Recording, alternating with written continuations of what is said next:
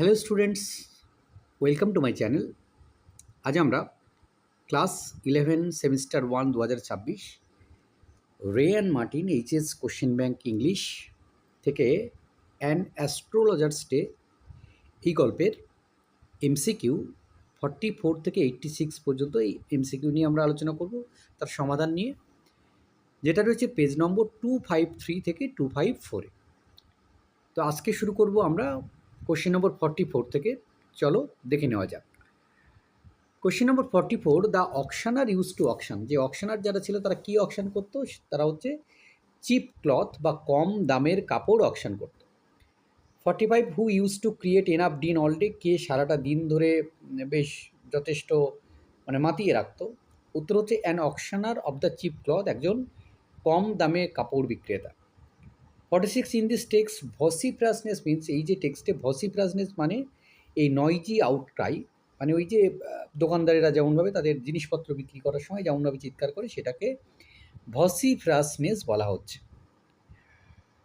47, who was next to the auctioneer of cheap cloth in vociferousness. এই যে অকশনার of chip ক্লথের পরে কে ছিল? উত্তর হচ্ছে the fried ground nut seller, ভাজা বাদাম বিক্রেতা। 48, the ground nut seller use to call his ground nuts. এই যে বাদাম বিক্রেতা তার বাদামগুলোকে কী কী নামে ডাকতো? উত্তর হচ্ছে Delhi almond, Bombay ice cream, Raja's delicacy. এই তিনটে নামেই কিন্তু ডাকতো। তো অল অফ দিস হবে correct answer. 49, to whom did people flock in the market place. এই যে মার্কেট প্লেসে কোনখানে লোকজন জড়ো হতো? উত্তর হচ্ছে গ্রাউন্ড নাট সেলার বা গ্রাউন্ড নাট সেই বাদাম বিক্রেতার চারপাশে।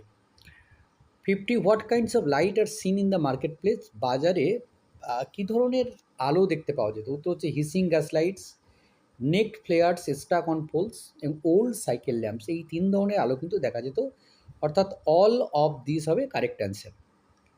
51, the astrologer transacted his business by the light of the groundnut sellers fair.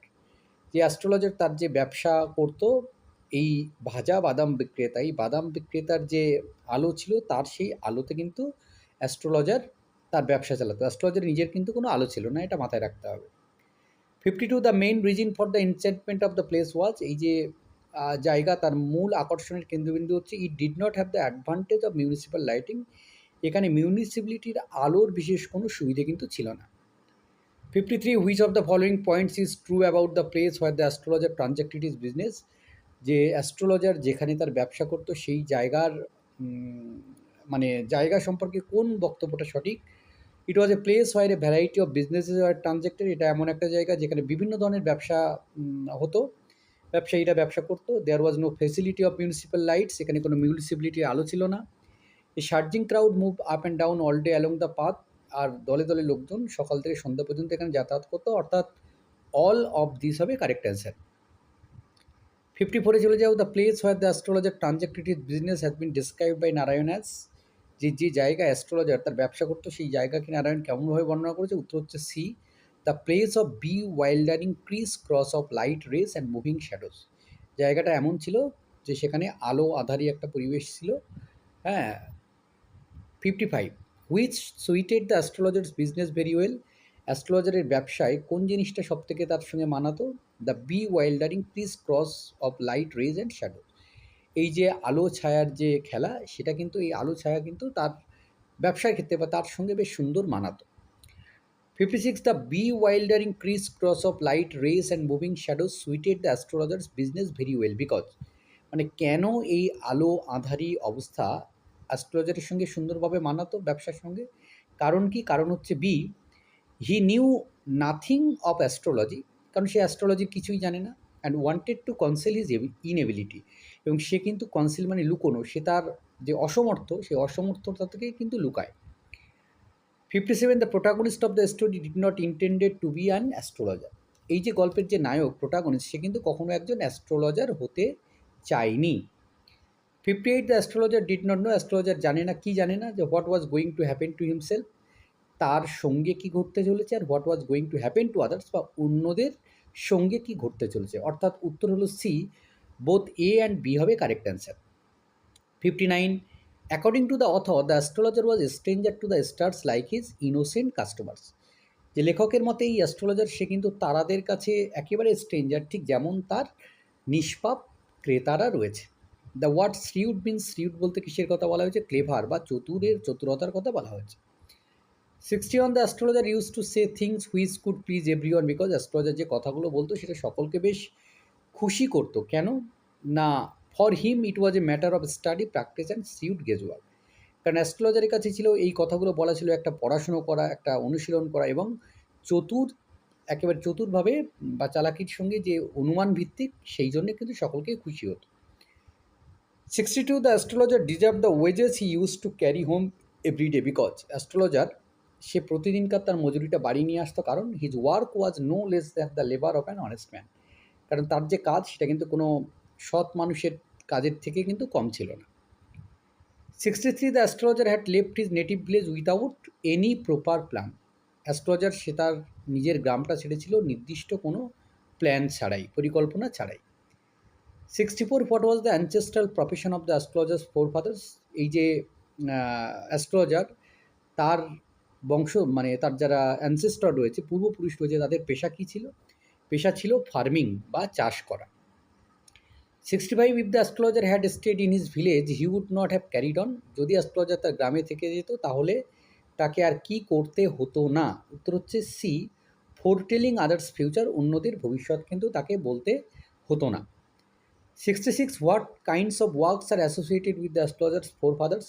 অ্যাস্ট্রোলজারের এই পূর্বপুরুষদের সঙ্গে কী ধরনের কাজ যুক্ত হয়ে আছে? 66 ডি হচ্ছে correct answer, both A and B. Tilling the lands, জমি চাষ করা। Living, marrying and reaping the cornfield, সেখানে বাস করা, বিয়ে করা আর শস্য কাটা। 67 the astrologer left his village. Astrologer তার গ্রামটা ছেড়েছিল উইথাউট টেলিং এনিওয়ান, কাউকে কোনো কিছু না জানিয়ে। 68 at present the astrologer lives. বর্তমানে অ্যাস্ট্রোলজার কোথায় থাকে? A couple of 100 miles away from his native village. সে তার নিজের যে গ্রাম, সেই গ্রাম থেকে প্রায় 200 মাইল দূরে সে থাকে। 69 to a villager to leave his own village behind a couple of 100 miles is a great deal as if. যে একজন গ্রামবাসীর কাছে এই যে তাকে 200 মাইল দূরে, তার গ্রাম থেকে 200 মাইল দূরে থাকতে হচ্ছে, এটা তার কাছে একটা ওশান ফ্লোট বিটুইন, যেন তার মাঝখানে একটা বিরাট বড় সমুদ্রের মতো সমুদ্র বয়ে গেছে। 70 the astrologer had a working analysis of mankind's travel. অ্যাস্ট্রোলজারের কিন্তু মানুষের যে সমস্যা সেগুলো নিয়ে অ্যানালিসিস করার একটা ক্ষমতা তার কিন্তু রয়েছে। 71 what are the tangles of human ties. মানুষের এই সমস্যাগুলো কী কী? উত্তর হচ্ছে ম্যারেজ অ্যান্ড মানি। মানুষের মূল সমস্যা হচ্ছে বিবাহ এবং টাকা নিয়ে। 72 long practice at sharpen the astrologers perception. দীর্ঘ যে অনুশীলন, এটা অ্যাস্ট্রোলজারের যে ধারণা, পারসেপশন, সেটাকে কিন্তু তীক্ষ্ণ করেছে, শার্পেন্ড করেছে। 73 how much time did the astrologer take to understand what was wrong with his clients. যে কতবার অ্যাস্ট্রোলজার এটা সে মানে কতক্ষণ সময় সে নেয় এটা বুঝতে, যে তার ক্লায়েন্টসের সঙ্গে কী সমস্যা হচ্ছে? উত্তর হচ্ছে 10 মিনিটস বা 10 minute. 74 per question the astrologer charge. প্রত্যেকটা প্রশ্নপিছু অ্যাস্ট্রোলজার কত টাকা নেয়? 3 পাইস, 3 পয়সা। 75 4 পাইস ইকুয়ালস টু হচ্ছে 1 আনা। 4 পাইস মানে হচ্ছে 1 anna. 76 the astrologer allowed his customer to speak for 10 minutes. Astrologer সে তার ক্রেতাকে, কাস্টমারকে 10 মিনিট বলার জন্যে সময় দেয়। 77 the astrologer never opened his mouth till. Astrologer কখনো তার মুখটা খোলে না, কতক্ষণ না পর্যন্ত the clients had spoken for at last 10 minutes, যতক্ষণ না পর্যন্ত তার ক্লায়েন্ট 10 মিনিটের জন্য কিছু বলে। 78 why did the astrologer wait for his clients to speak for at least 10 minutes before saying something. যে কেন অ্যাস্ট্রোলজার অপেক্ষা করে তার ক্লায়েন্ট যে আছে সে 10 মিনিট বলা পর্যন্ত অপেক্ষা করে কেন? কারণ উত্তর হচ্ছে B, this is how he was provided with enough stuff for a dozen answer and advice. এর ফলে কী হয়? এটা থেকে সে প্রায় 1 ডজনের মতো উত্তর এবং উপদেশ কিন্তু পেয়ে যায়। 79 in which manner did the astrologer open his conversation with his client. কোনভাবে বা কীভাবে অ্যাস্ট্রোলজার তার ক্লায়েন্টের সঙ্গে আলোচনা শুরু করে? Gazing at the palm of the client. সেই যে তার যে ক্লায়েন্ট যে থাকে, ক্রেতা যে থাকে, তার হাতের তালুর দিকে তাকিয়ে। নম্বর 80 most of the clients agreed two which statement of the astrologer. যে বেশিরভাগ ক্রেতা তারা অ্যাস্ট্রোলজারের কোন কথার সঙ্গে সহমত পোষণ করে? উত্তর হচ্ছে C, in many ways you are not getting the fullest result for your efforts. যে তুমি অনেক রকমভাবে চেষ্টা করছো কিন্তু কোনো রকমভাবেই তুমি সফল হতে পারছো না। 81 how many people were disposed to agree with the astrologer when he said in many ways you are not getting the fullest result for your efforts. যে কতজন লোকের মধ্যে কতজন লোক সহমত পোষণ করে অ্যাস্ট্রোলজারের সঙ্গে, বক্তব্যের সঙ্গে, যখন অ্যাস্ট্রোলজার বলে যে তুমি সব রকমভাবে চেষ্টা করছো কিন্তু তুমি সফল হতে পারছো না। উত্তর হচ্ছে বি, 9 আউট অফ 10 পিপল, 10 জনের মধ্যে 9 জন মানুষ। 82 according to the astrologer the basic reason behind one's travel is one's nature. অ্যাস্ট্রোলজারের মধ্যে একজনের বেসিক রিজন হচ্ছে, প্রাথমিক কারণ হচ্ছে তার যে সমস্যা, তার প্রাথমিক কারণ হচ্ছে তার প্রকৃতি, তার স্বভাব। 83 which planet did the astrologer held responsible for human beings travel. মানুষের মধ্যেকার এই যে সমস্যা, সেই সমস্যার জন্য তিনি কাকে দোষ দেন? উত্তর হচ্ছে স্যাটার্ন বা শনিকে। 84 the astrologer got close to the hearts of his clients immediately by saying they had a rough exterior.